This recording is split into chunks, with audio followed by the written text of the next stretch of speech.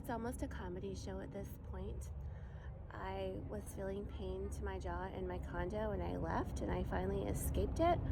And you wanna know where I am? I'm on Cadillac Fairview's property. I guess there's no tracking cameras here, hey? Yeah. Cheers. You guys are sick.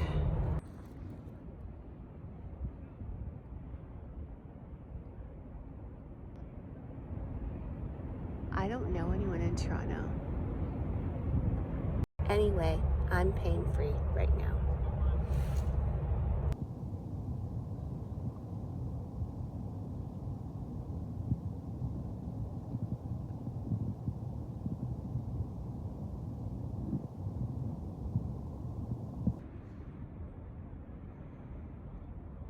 Hi, let me introduce myself.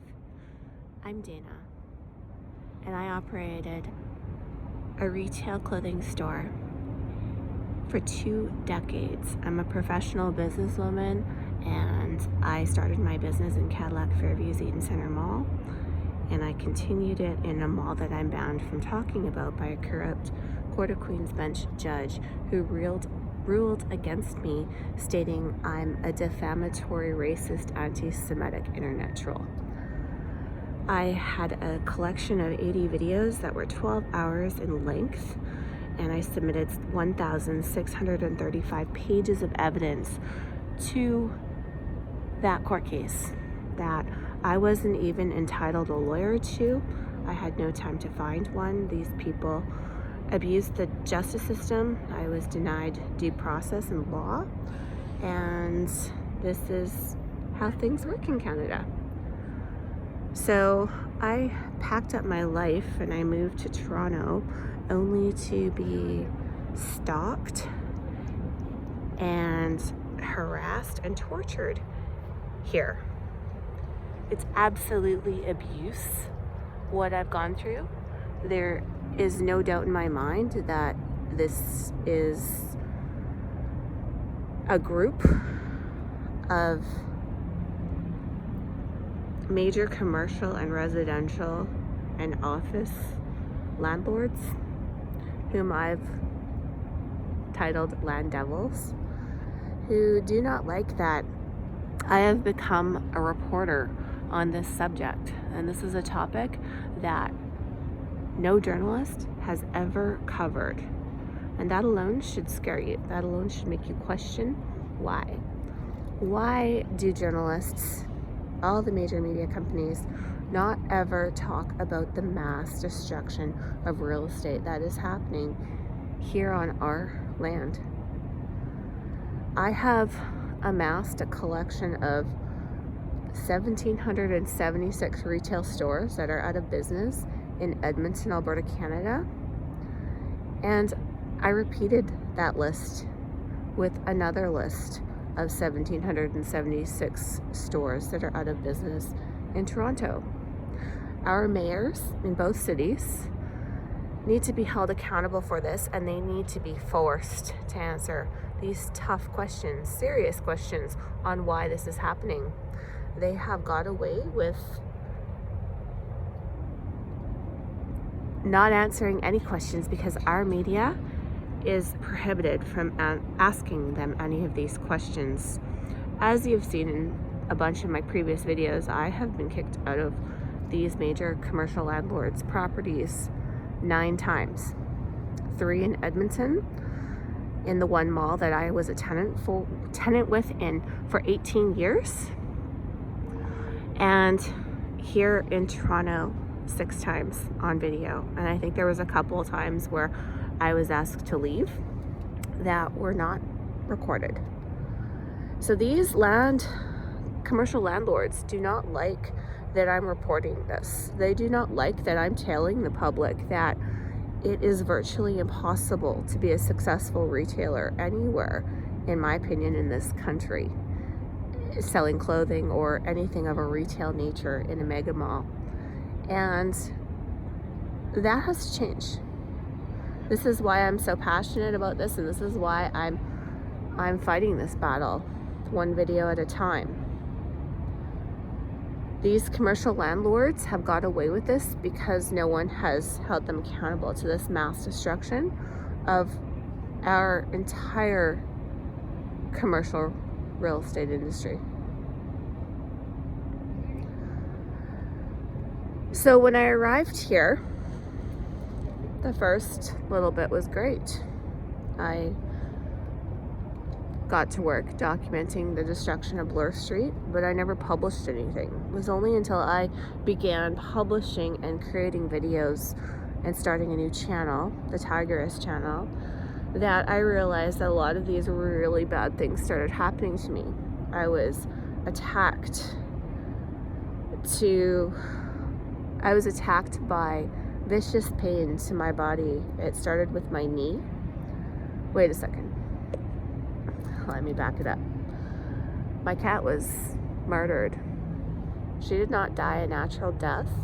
And if you go back on my YouTube channel to a video I made, you'll see that I never believed her death was natural. I've always thought something was suspicious about her death.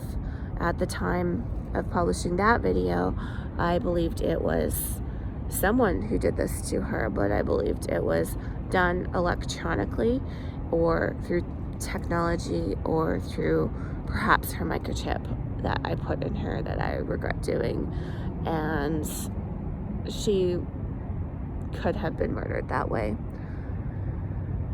Now, after analyzing what has happened to me, I realize absolutely it was 100% a malicious attack on my cat, and she did not die a natural death. She was murdered.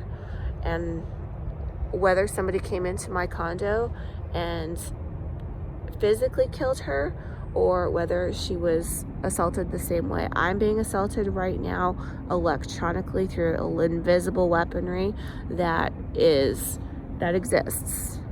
Whether it's powered by drones that are chasing and following and stalking me, or whether it's simply stalking me through the millions of street cameras that are all over this city. I'm not sure. I'm not an expert on military technology, and that's where I think it probably would be a good idea to get an opinion of someone in the military who knows about this technology and knows what exists and what could be happening to me. Tonight, I want to talk about tonight, and just to explain what's happening to me. I was experiencing pain for probably the 4th night in a row in my condo. Things seem to be great during the day, and then at night they go astray. And I believe it's easier for whatever is happening to happen at night, because it's harder to see things. You can't see what's going on in the sky. You can't see what's tracking you and following you. And so for that reason, it seems easier. My condo also has a neighboring condo that has a purple light shining on my portion of the condo. And I believe that could possibly be a marker so that somebody would know where to aim a military weapon at. And the condo across from my condo is also owned by Lanterra Developments. My condo is owned by Lanterra Developments, and the condo north of me which looks right into my condo, is also owned by Lanterra Developments. These people are billionaires. They have first dibs on any properties that they want because they build them. And it is a cartel. It is an illegal cartel. This should have been stopped ages ago, and it has continued because no one has even noticed it.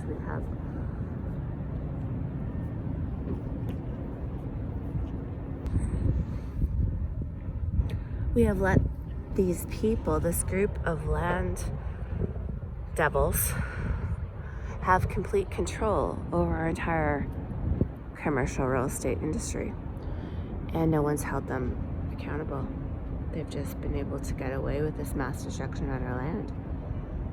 And they don't like that I'm the only reporter in the universe that is reporting or ever has reported on this subject. I'm the only expert on this industry, telling it like it is, as I witnessed it as a tenant.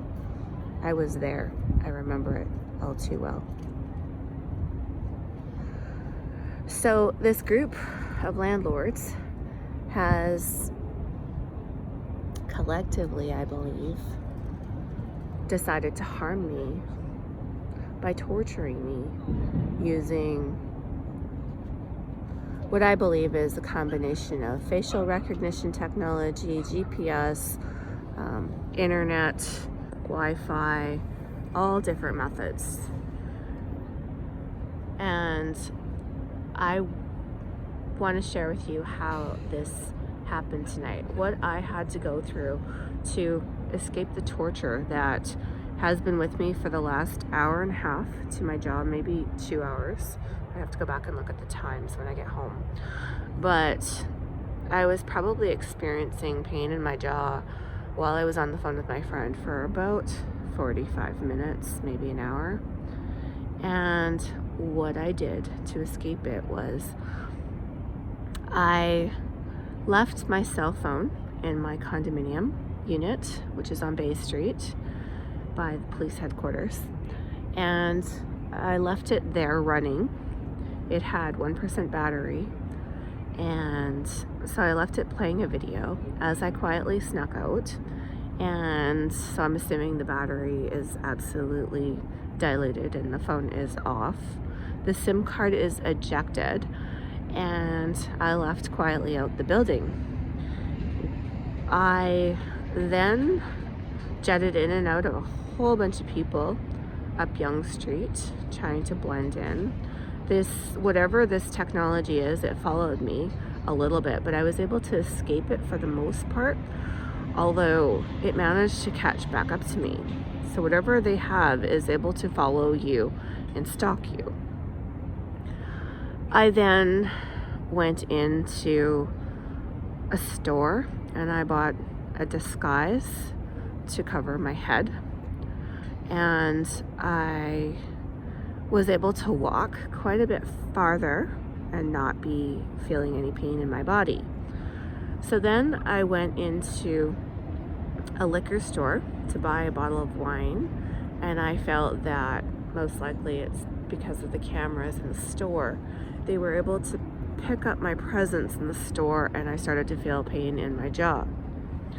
So then I got out of the liquor store, and I hopped on a TTC streetcar, and it took me a couple stops and I got right off. So it was like a quick trip on and off, and I think that might have been what lost the pain and the connection with them.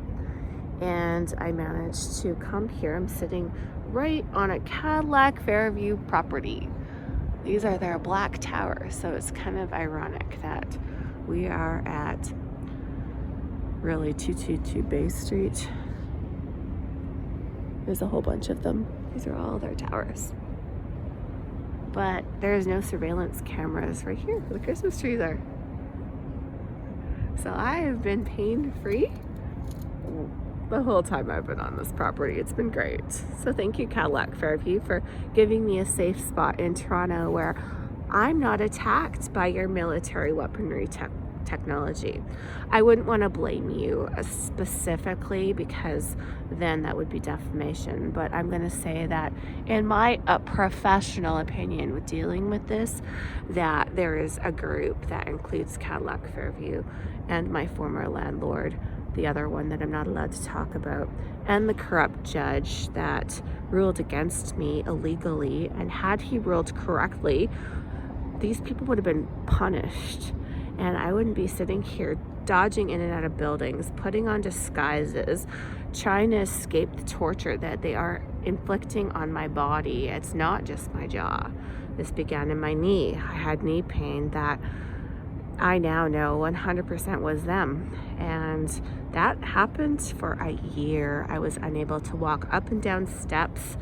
It's not natural. This was not natural pain. I hit my knee on a table, and they were able to hear that through the microphone on possibly my cameras, possibly the building microphones. But they knew that I had injured my knee, and they took advantage of me and took advantage of that injury. And subsequently, I had pain to my knee for a year. It was horrible. And these people need to be punished for that, whoever this is. And this is why they do this, because it's undetectable, it's invisible technology. No one ever talks about it. And the moment you do, someone does, you're labeled mentally ill, mentally unstable. It's a psychosis, it's schizophrenia. No, it's not that. I'm very well aware of what's happening, and I'm very well aware of the powerful videos I've created on both channels. Not just once, I've done it again. And these people can't stand that. They don't like the truth. There is not one politician, not one lawyer, not one business owner that has come forward and talked about the absolute destruction of the retail commercial industry. Why? And this is why they don't want me talking about this topic. And this is why they will do anything they can to stop me, and stop me from promoting videos, and stop me from making my second Super Bowl halftime show featuring most likely Sam Mizrahi, but perhaps Cadillac Fairview. Yeah. So anyway,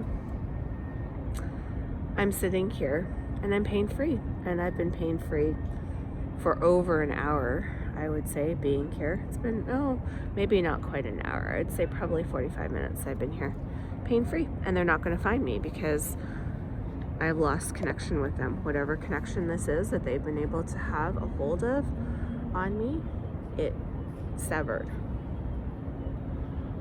So I'm sitting here enjoying a bottle of rosé, because what else am I going to do? Sit in my condo being tortured all night? No thanks. I need to expose these people for what they're doing to me, and I know that if they've done this to me, I'm not the first, and I won't be the last. And this isn't going to stop until I expose this and someone holds them accountable. So based on the way the system is set up, I cannot go to police. I cannot call 911 and say, this is all happening to me, I'm being tortured by invisible weapons, because they're going to say I'm crazy. And then they're going to lock me up and apprehend me on a mental health issue. And who knows if I'd even escape at this point alive. That's how evil what I'm going through is, because they have controls over the entire system, and they deem anyone who talks about something like invisible military weaponry being used on citizens, they deem them as crazy. I'm the farthest thing from crazy. These people are crazy.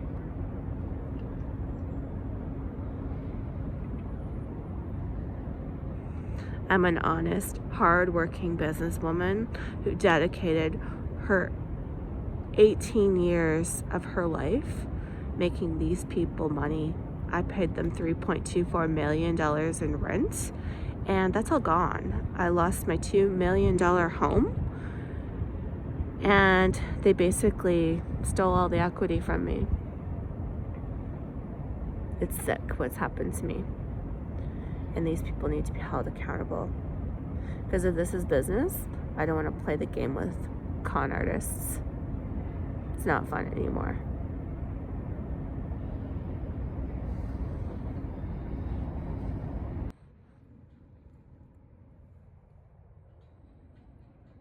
When I began my Tigress channel, the very first video I created, Swim Naked, set the tone for the entire channel.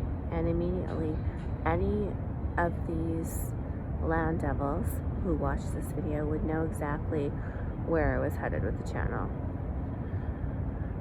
This judge told me I was banned from speaking on my former landlord that I was a tenant with for 18 years. And an expert on the retail industry, not an internet troll. So after this happened, I decided that the way to tell my story is to speak on every other single land devil operating in the country, because they all operate the same. They are all in bed together. They all share properties, sell properties. They know the game.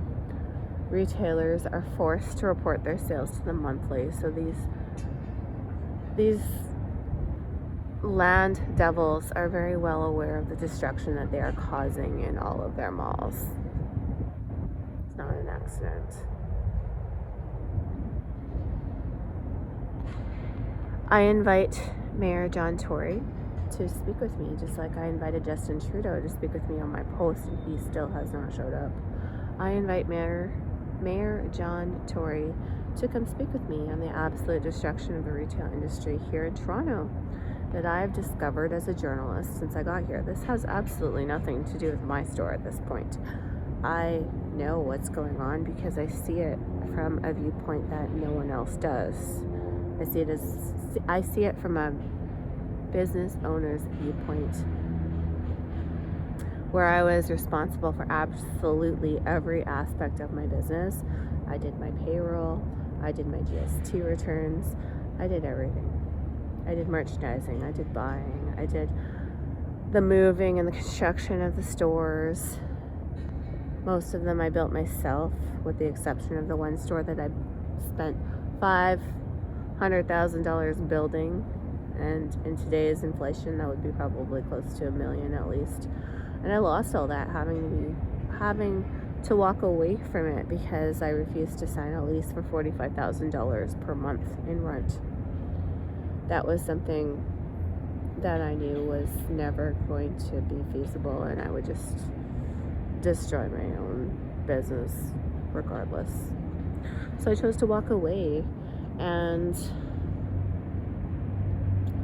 that was pretty much the end at that point. I never should have gone back in. I never should have opened those last 4 stores and moved the way I did. That was pure abuse. They know. These people know exactly what's going on. There is no one in the universe that knows more than I do, other than the people that are running the show in these malls. Cadillac Fairview, Oxford Properties, the mall I'm forbidden to speak on, all of them. And they need to be forced to answer these tough questions on why retailers are being destroyed one by one by one. If I at one point ever thought I was in the wrong and I didn't order the correct product and I was to blame, I would have abandoned my quest by now. But I'm not, and they all know that. We are now sitting with one communist option for bathing suits in Canadian shopping centers, and that's Bikini Village. So we need to ask ourselves, why? Do women really just want one communist option for bathing suits? Or do they want to shop at a variety of stores before they make their decision? We all know the answer to that. And I'm not afraid to sit in a room with every single mall administrative land devil, every leasing agent, everyone involved.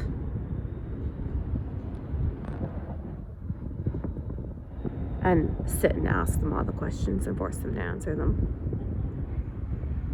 Every single mall in this country, we're talking the smaller suburbs like Sherwood Park and St. Albert, where the same destruction has occurred. There is no way things will change until they are all held accountable and forced to talk on this topic, and no one ever has. And the moment they do, it's 3 sentences like we had from Don Iveson, who spoke on the closure of Holt Renfrew. And I mocked his apathy, and it was disgusting that that's all he thought was deserved. for the entire destruction of the downtown core of Edmonton. And he ran away. And people are they just move on. They don't think about it, that they have an absolutely destroyed downtown. And he just ran away and ignored it. He was never forced to answer these questions, and neither is the current mayor. So I want to see that change. I want them all to sit and talk. And I don't mind being the one to ask them all the questions. That's what they're afraid of. And that's why I'm sitting at this tree, pain-free, escaping the torture that is being electronically and attacked on me. And who knows what weaponry is being used. It's sick. And if we're at this point where these people think they're above the law and they can use this disgusting technology on a civilian woman who is a successful, prominent business owner in this country, dedicating 2 decades of her life, not to mention the other decade I dedicated working in the service industry, saving all of my money to open this business from scratch. I didn't have it handed to me on a platter like someone did. If they think that is ethical and they can just run away, they're sadly mistaken. And I will do everything I can in my power to hold them accountable fully and show them they are not above the law. And I will become the lawyer if I need to, like I did. I will do it again. I will sue Cadillac Fairview. I will make videos. I will be the journalist that no one else ever dared to be. And I will show you that not a chance is this a mental disorder, so don't even try and go there. This is a professional businesswoman who said that the odds are stacked against you to the point where no one should make the decision to open a business in this country selling clothing in a retail mall, because their odds of success are very unlikely. And if I can do my part to help make that happen and make other business owners aware not to risk their entire life savings like I did to go against a cartel, then I feel like I've done my part in this world. And I can sleep at night.